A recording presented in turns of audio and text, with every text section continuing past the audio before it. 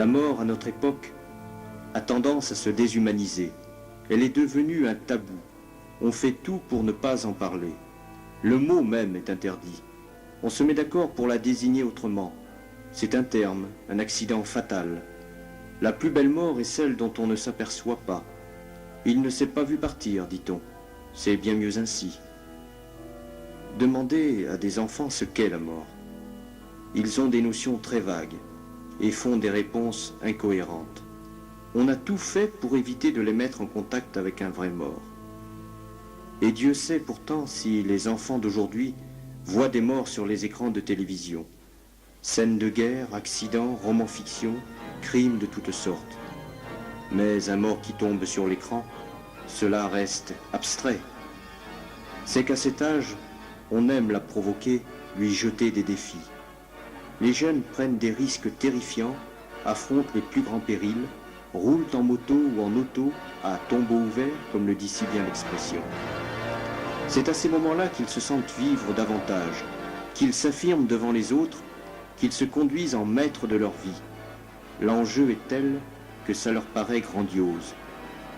Ils se surpassent eux-mêmes, quitte à s'effondrer quand un de leurs camarades gît, mort, à leurs pieds.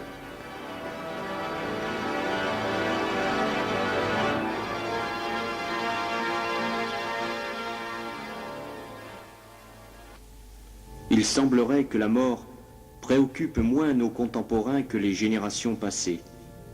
On se demanderait plutôt quel sens peut bien avoir la vie, puisqu'elle va vers une mort définitive, comme tout porte à le penser. Et puis, il se crée une telle habitude de côtoyer la mort en grand nombre. Chaque matin, en ouvrant son journal, c'est le bilan des morts de la route, des morts de la guerre, de la famine ou des cataclysmes. Devant la mort, certains sont résignés. Pour eux, c'est une fatalité, une loi de l'espèce humaine. L'important est que la vie se transmette et continue. Et quelques-uns envisagent même d'y mettre un terme, pour éviter une vieillesse où ils seraient des êtres diminués, des déchets de la société. Si jadis on avait le suicide en horreur, aujourd'hui on approuverait facilement celui qui se donne volontairement la mort pour se soustraire à la dégradation. Il y a aussi l'attitude des révoltés pour qui la mort est absurde, puisqu'on a le désir de vivre. C'est intolérable. Comment Dieu peut-il permettre cela? Ou bien alors il n'y a pas de Dieu?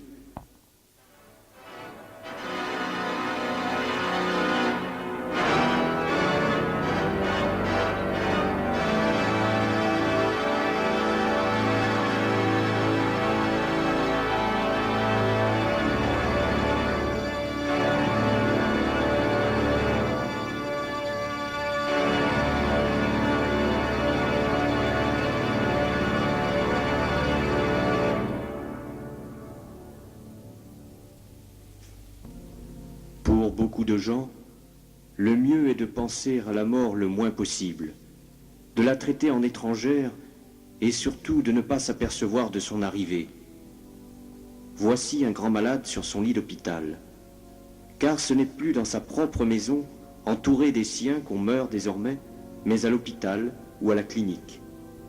Certes, on y est souvent mieux soigné, les meilleurs médecins et chirurgiens sont là, avec leurs appareils d'observation, d'opération, de transfusion, de réanimation.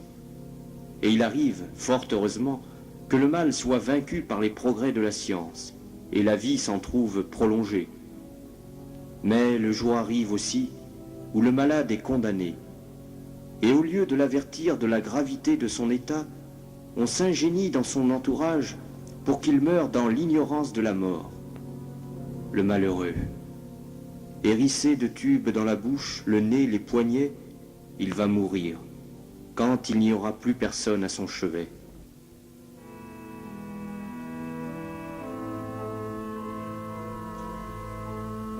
Le malade